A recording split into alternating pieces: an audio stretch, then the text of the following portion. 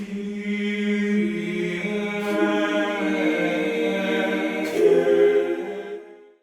I'm Father Joseph Mary, and welcome back to A Simple Word. There was once a famous engineer who was confined to his bed when a rare illness robbed him of the use of his legs. Because of his great skill and reputation, he was commissioned to draw the blueprints for a massive new suspension bridge in New York. After 3 long, painstaking months, the plans were finally completed and handed over to the construction crews. 6 months passed, and the bridge itself was ultimately completed. The morning after the bridge's completion, 4 friends of the engineer helped him into his wheelchair and brought him to the balcony of his high-rise apartment.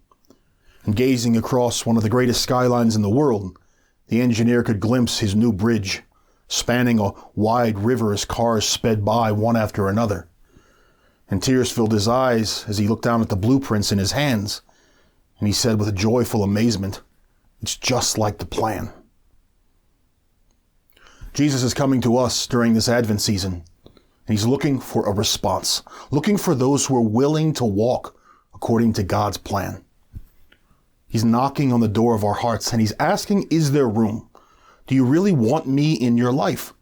Do you want the joy that I've come to give you? And today, less than a week from Christmas, we need to answer that question with seriousness.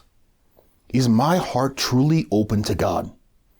Do I really want to live in the joy of Christ?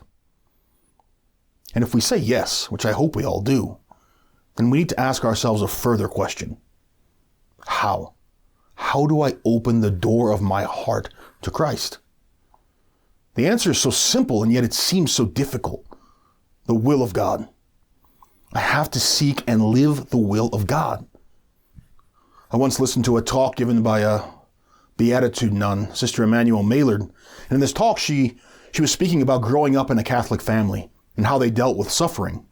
She said that whenever bad things happened in her family, her parents and her grandparents would always say, "Oh, it's the will of God." So when her dog got hit by a car, parents said, "Well, it's the will of God." When her dad lost a job, they said, "Don't worry, it's the will of God." When her aunt got cancer, they said, "Don't worry, it's the will of God." By the time she was 20 years old, she said, "I hated the will of God." And maybe this is true for us too. The will of God sounds demanding and frightening. But in Sunday's Gospel, on the final Sunday of Advent, we meet a woman who at every moment of her life lived completely the will of God.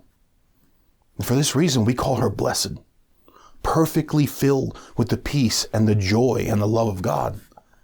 And this woman is Mary. God's will has interrupted her life. God's will has disturbed her plan.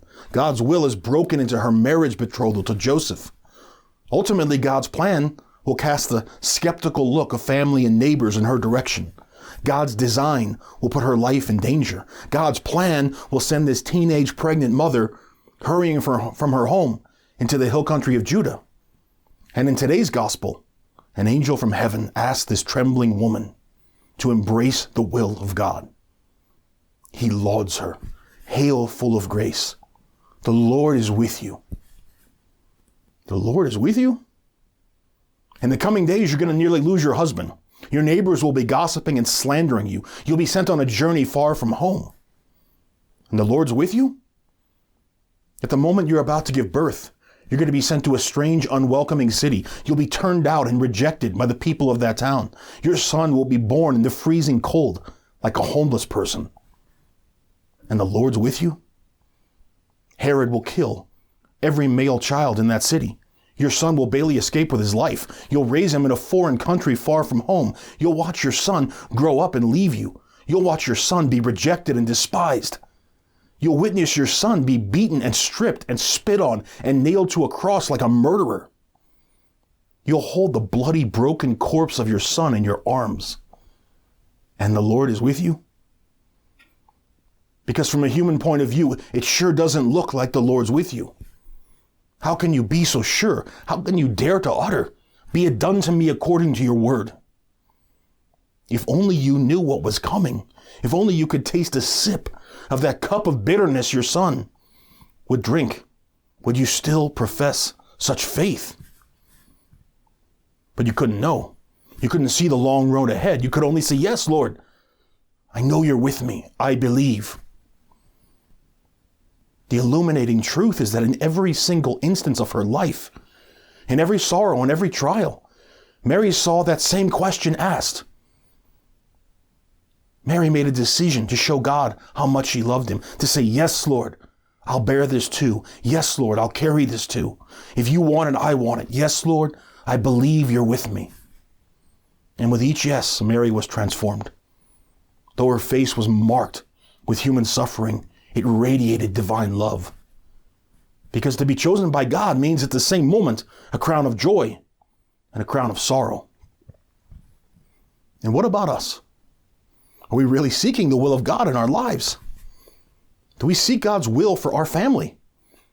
Do we seek God's will in the daily decisions that we make at school, at work, in our communities, in how we drive, in what we put into our bodies, in the language we use, in the programs and the movies that we watch? Do we really seek God's will in our daily choices, in our relationships? Do we seek God's will in how we spend our free time and how we use our money? Do we seek God's will in moments of trial and suffering? Because there is a temptation, a great temptation. That's to think that what I want is what God wants. That what I don't want, God doesn't want for me. And this is a lie. And it's born in the pride of a rebellious heart. Because the truth is, many times, I don't want to do the will of God. I want to do my will. And I'll find ways and reason around how I can get around God's will.